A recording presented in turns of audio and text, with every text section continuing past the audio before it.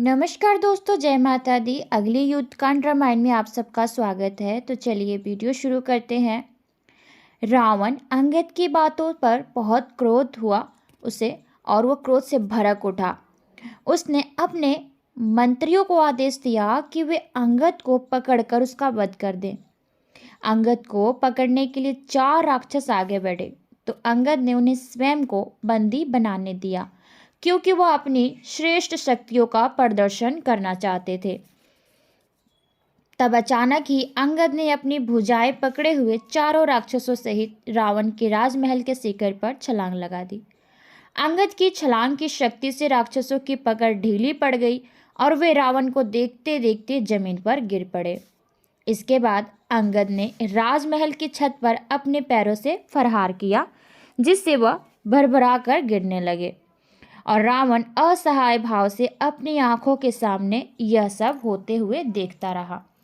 इस प्रकार राक्षस राज का मान मर्दन करने के बाद अंगद ने भयानक हुंकार भरी और उस स्थान को वापस लौट गए जहां राम खड़े थे। अंगद की शक्तियों को देखने के बाद रावण को अपने विनाश का पूर्वाभास होने लगा, और तब वह बार बार गहरी सांस भरने लगा। ठीक तभी श्री राम का मन एक बार फिर सीता की दयनीय दशा के बारे में सोचने में डूब गया। इसलिए उन्होंने अपनी सेना को आदेश दिया, राक्षसों का शीघ्रता से संहार कर दो। यह सुनते ही वानरगण विजय ध्वनि के नारे लगाने लगे। राम और लक्ष्मण की विजय हो, वानरों की गर्जन ध्वनि से संपूर्ण लंका नगरी गूंज उठी। वानर योद्धाओं ने वृक्षों व चट्टानों से प्रहार करके सुरक्षात्मक 4 दीवारी को तोड़ने के बाद उसे पार करना आरंभ कर दिया। यह देखकर रावण ने अपनी सैन्य टुकड़ियों को जल्दी जल्दी आगे बढ़ने का आदेश दिया, और भयानक गर्जन ध्वनि के बीच घनघोर युद्ध छिड़ गया। राक्षसों ने अपनी गदाओं व अन्य अस्त्र शस्त्रों से वानरों पर प्रहार किया, जबकि वानरों ने वृक्षों व शिलाओं से और साथ ही अपने पंजों व दांतों से राक्षसों पर आक्रमण कर दिया। सुरक्षात्मक 4 दीवारी पर मोर्चा जमाए राक्षसों ने अनेक वानरों को अपने अस्त्र शस्त्रों से घायल किया।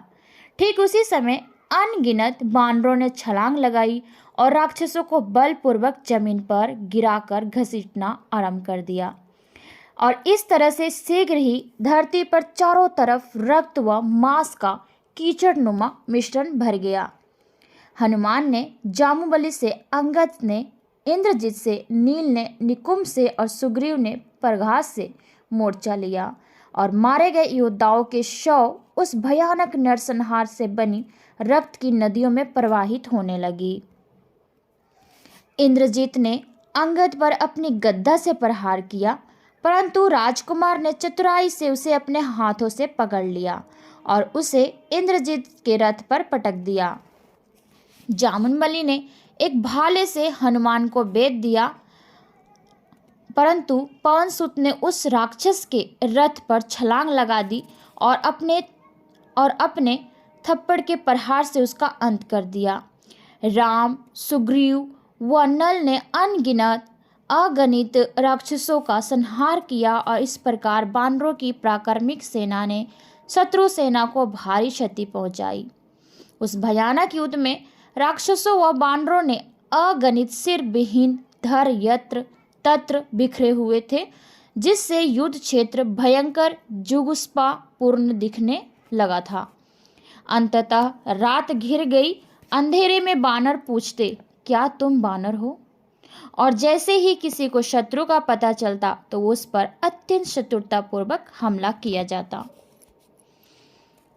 हालांकि अपने सुनहरे कवच के कारण राक्षस आसानी से दिखाई दे जाते थे, परंतु अपने स्वभाव के कारण वे रात के समय अत्यंत सचेत और शक्तिशाली हो जाते थे। दोनों पक्षों को बहुत अधिक हानि उठानी पड़ी। राक्षसों के झुंडों ने अंधेरे में श्री राम पर आक्रमण किया, और उनके घनघोर गर्जन ने बहुत अधिक शोर उत्पन्न किया। गोलगुल नामक महाकाय बानर को अपने एक तरफ और जामन के भाई ध्रुव को अपनी दूसरी तरफ रखकर राम ने अपने सुनहरे बाणों से रात में आकाश को रोशनी से भर दिया। इसी समय अंगद ने इंद्रजीत के रथ को चकनाचूर कर दिया और उसके सारथी को मार डाला। घायल के कारण इंद्रजीत ने अपने टूटे रथ को छोड़ दिया और आकाशलोक पर स्थित देवगणों और दिव्य ऋषियों को देखते ही देखते वह आंखों से ओझल हो गया। तो मिलते हैं इसके अगले युद्ध कांड में, तब तक के लिए आज्ञा दीजिए। धन्यवाद।